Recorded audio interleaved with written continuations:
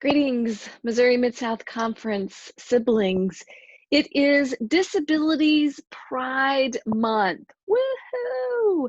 And I am so excited to share that with you. And it just happens that my Zoom background, which has pride and a rainbow and handprints, was actually created by my niece with chalk art on the sidewalk. And my sister took a picture, and I thought, this is a perfect background for the many Zoom meetings that I have of ministry together with you. And then I realized that July is Disabilities Pride Month. And so this seems very appropriate that we celebrate this month all of our siblings who are differently abled in many different ways and created in God's image. And on Sunday, we celebrate the 30th anniversary of the signage of the American Disabilities Act by President George H.W. Bush. Woohoo! This act, which was a long time in coming, ensured that the basic human rights that those who are differently abled and live with some type of disability will be treated and afforded all of the rights that they deserve in work, in play, in church, and in all settings. And this is one of the reasons that many of our churches have had to and needed to make changes in our bathrooms and the way that we are able to get into the church and the sanctuary and our sound system, and all of those things are because of the American Disabilities Act. One of the people who was most instrumental in moving that legislation through and to get it to signage by President Bush is actually a son of the Missouri Mid-South Conference. His name is the Reverend Dr. Harold Wilke.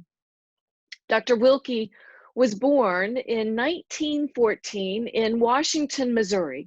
And I'm aware that for many of you, you probably knew Reverend Wilke very intimately and loved him very much.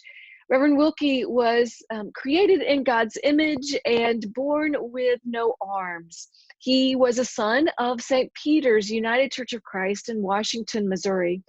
And what I have heard in the historical data is that when Harold was a little boy and it was time to start school and his parents went to enroll him in school, the school officials said, "No, your son cannot come to school because he would be too much of a distraction to the other students."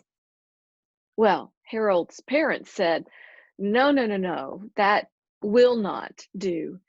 And so eventually they advocated, persisted, demanded, protested, and he indeed went to school in the Washington County School District and graduated from Washington High School, graduated from the University of Missouri, graduated from Union Theological Seminary in New York City, and was ordained as a authorized minister in what is now the United Church of Christ.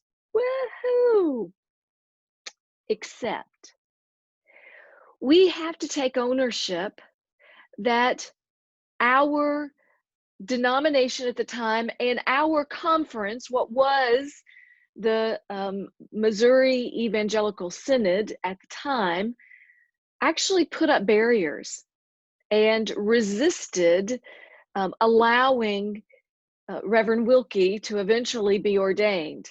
And they put up all kinds of barriers to say that he wasn't ready for ordination, to the point that his parents and family later said that it was the hierarchy of the Evangelical and Reformed Synod that made it a challenge.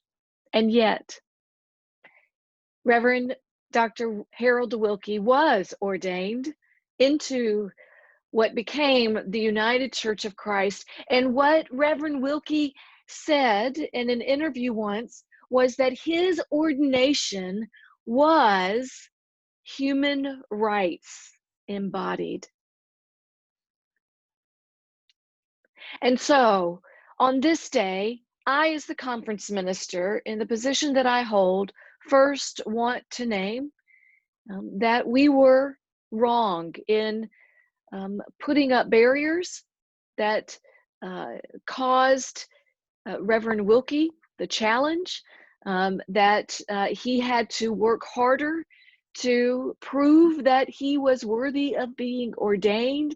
And as conference minister of the Missouri Mid-South Conference, I today celebrate the vocational ministry that Reverend Dr. Wilke did in throughout his life, in every piece of his life. When he was in serving in World War II, in the chaplain unit, when he served in the United Church of Christ denomination, and when he advocated amongst elected officials and made sure that the American Disabilities Act would be passed and signed into law, we can thank the Reverend Dr. Harold Wilke, a son of St. Peter's United Church of Christ, Washington, Missouri, a son of the Missouri Mid-South Conference, a son and sibling of the United Church of Christ. So happy Disabilities Pride Month. Woohoo! May it be so, and may we live into the ancestry of Reverend Wilke in this time and always. Amen.